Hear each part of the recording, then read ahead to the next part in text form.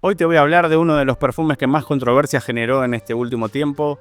Es un perfume que lo tengo hace 2-3 semanas más o menos que lo vengo probando, que me lo trajo mi amigo Marcos de Estados Unidos. Gracias, Marcos.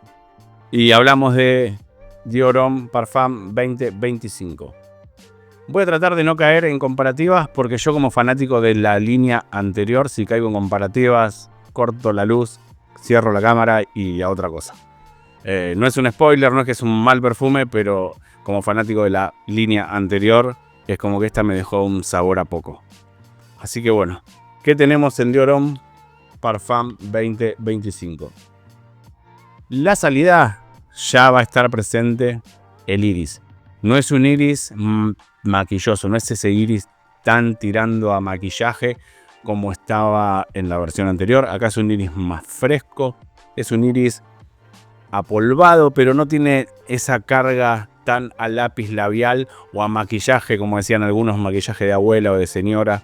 No tenemos esa carga. Acá tenemos ese iris limpio, un iris un poquito más jabonoso, si se quisiese decir. No lo siento jabonoso, pero es más fresco. Tiene como un punto cítrico.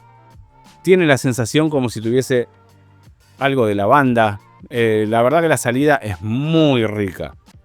El problema es que, para mi gusto, este perfume, cuando empieza a secarse, ese iris, si bien va a estar presente, empieza a bajar y empieza a tomar protagonismo una parte ambarada, amaderada, dulce, que ya se va al terreno de muchas fragancias que ya tenemos en el mercado. A mí me hizo recordar levemente, no que sean iguales, pero a la nueva Armani Code Parfum. Me hizo recordar algo de ese estilo, en el sentido de ese dulzón. Y ahí es donde para mí se vuelve ya algo más común este aroma y no es ya quizás algo tan exclusivo como era el Dior Homme Parfum anterior.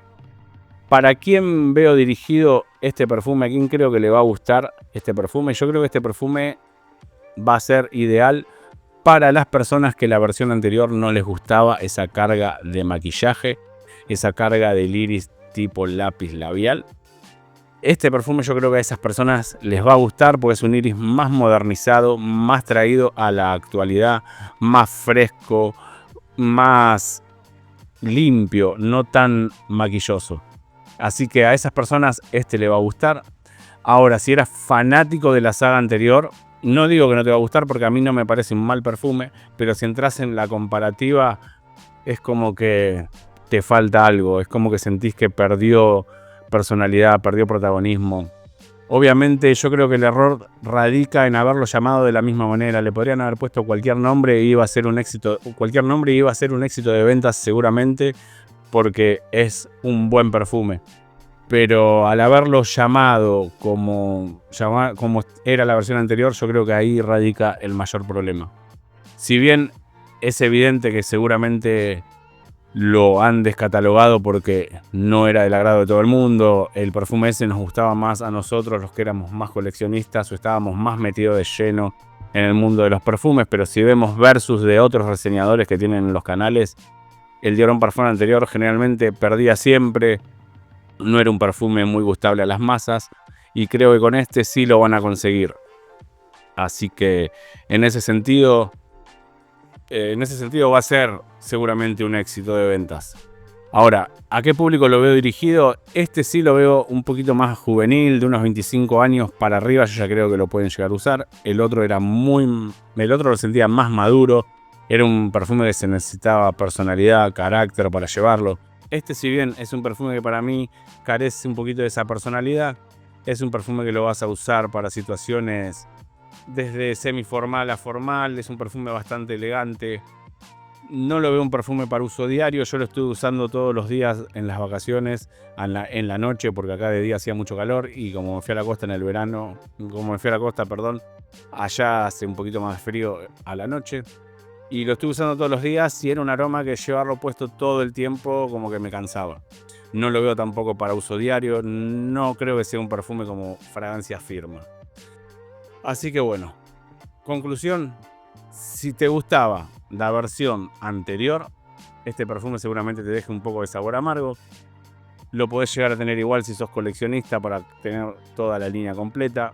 Si no te gustaba la versión anterior, seguramente este perfume sea de tu agrado. No recomiendo su compra a ciegas. Recomiendo siempre que lo prueben, vayan a una perfumería, acérquense, pruébenlo. Pruébenlo y pruébenlo en piel y no se basen por la salida, porque es un perfume bastante engañoso en ese sentido. La salida es una cosa y al tiempito el perfume toma un rumbo diferente.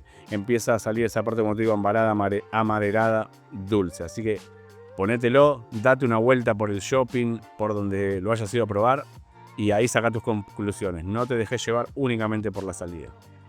Así que bueno, amigos, en conclusión, esta es la nueva versión de Eau en Parfum. A los que nos gustaba la anterior nos tendremos que acostumbrar a que ya no va a estar más en el mercado o que van a pedir una locura desorbitante que tampoco recomiendo comprarlo a los precios que se piden habitualmente.